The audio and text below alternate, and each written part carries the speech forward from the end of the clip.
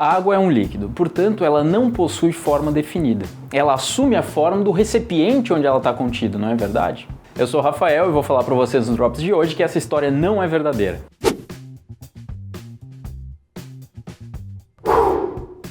Todo mundo sabe que quando a água ocupa algum lugar, ela de fato assume a forma desse receptáculo.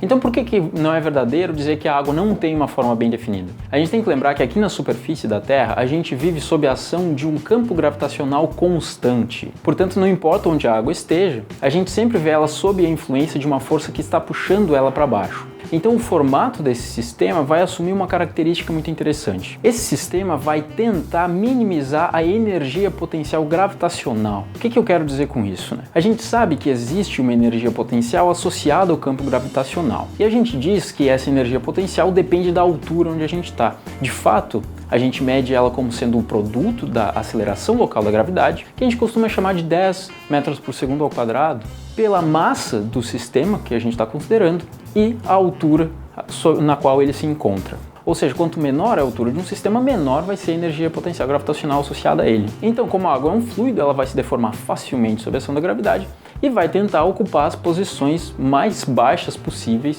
que ela vai encontrar onde que ela esteja, né? Então, se ela estiver dentro de um recipiente, ela vai acabar assumindo o formato desse recipiente. Mas isso deixa de ser verdadeiro caso a água não esteja sob a atuação de uma força-peso. A gente pode ver isso em experimentos na Estação Espacial Internacional, em que os astronautas deixam vazar um pouco de água e essa água ela assume um formato aproximadamente esférico.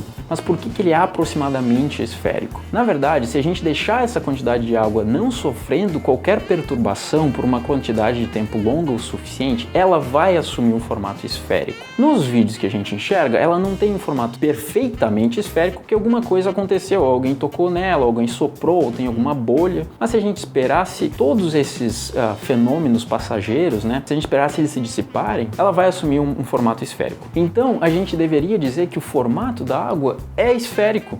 E é muito interessante a gente entender por que ela assume esse formato esférico. As moléculas de água sofrem interação que a gente chama de ligações de hidrogênio. As ligações de hidrogênio acontecem entre hidrogênio e outros átomos mais eletronegativos, como por exemplo o flúor, o oxigênio e o nitrogênio. No caso da água, um hidrogênio associado a uma das moléculas é atraída pelo oxigênio de outra molécula.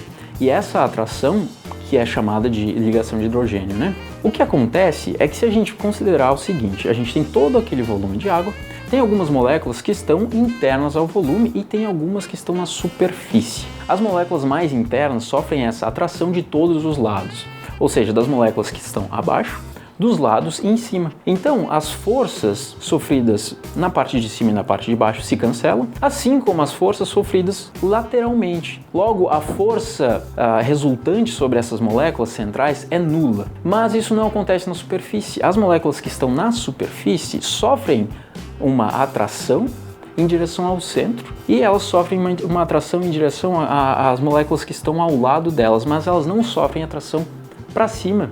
Então existe uma força resultante sobre essas moléculas que estão bem na superfície daquele sistema e elas são puxadas para baixo e para os lados. Logo, elas querem ficar muito juntinhas. E qual que é a situação em que elas ficam o mais próximo possível? Bom, isso acontece quando esse sistema assume uma forma esférica, porque a esfera é aquela figura geométrica que tem o maior volume e a menor área possível. A gente associa, então, uma energia a essa interação superficial, a gente chama isso de energia de superfície. Lembra que eu falei que aqui, sob a atuação do campo gravitacional, as moléculas assumem uma forma que minimiza a energia potencial gravitacional? No caso de não existir a força-peso, essas moléculas assumem então a geometria esférica para minimizar a energia de superfície. Isso também acontece com gotas pequenas de água aqui na superfície da Terra. Se a gente observar de perto, uma gota pequenininha, ela se acumula sobre uma superfície de forma aproximadamente esférica, né? Mas daí ela fica um pouquinho achatada por causa da atração gravitacional. Se o sistema aumenta muito, então a gente não consegue observar isso com facilidade. Mas a gente percebe que gotas de água são redondinhas, né? Agora é interessante a gente perceber que outros tipos de sistema também tendem a assumir a geometria esférica por motivos semelhantes. Imaginem uma imensa quantidade de matéria em que a atração gravitacional o tempo inteiro puxa as moléculas umas em direções às outras. Que tipo de geometria esse sistema vai assumir? Bom, a energia mais predominante nesse sistema é a energia potencial gravitacional, né? Então essas moléculas estão tentando se atrair. Qual é a configuração que faz elas ficarem mais próximas possível? Configuração esférica.